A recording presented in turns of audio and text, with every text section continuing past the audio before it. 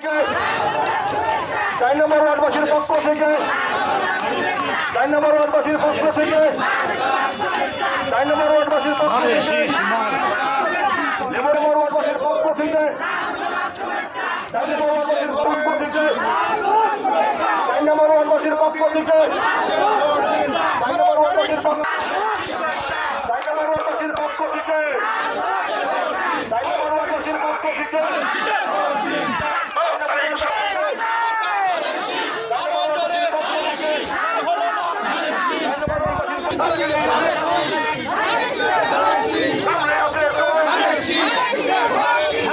পক্ষ থেকে 4 নম্বর ওয়ার্ডবাসীর পক্ষ থেকে 4 নম্বর ওয়ার্ডবাসীর পক্ষ থেকে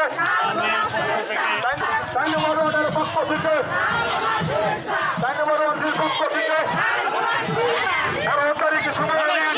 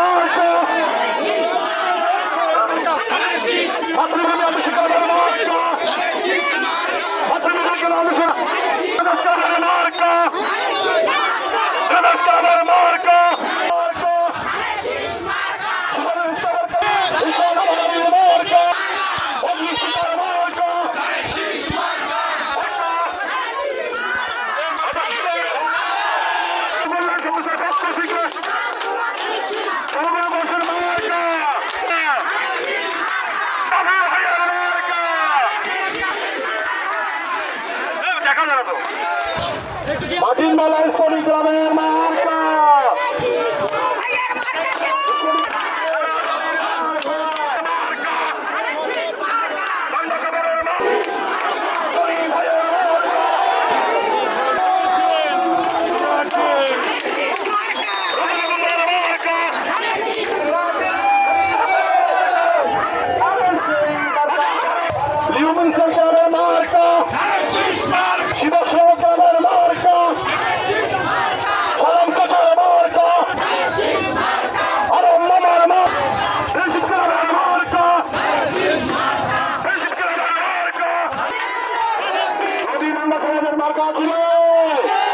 নদীভাঙ্গা সামাজিক সংগঠনের মার্কা ছিল।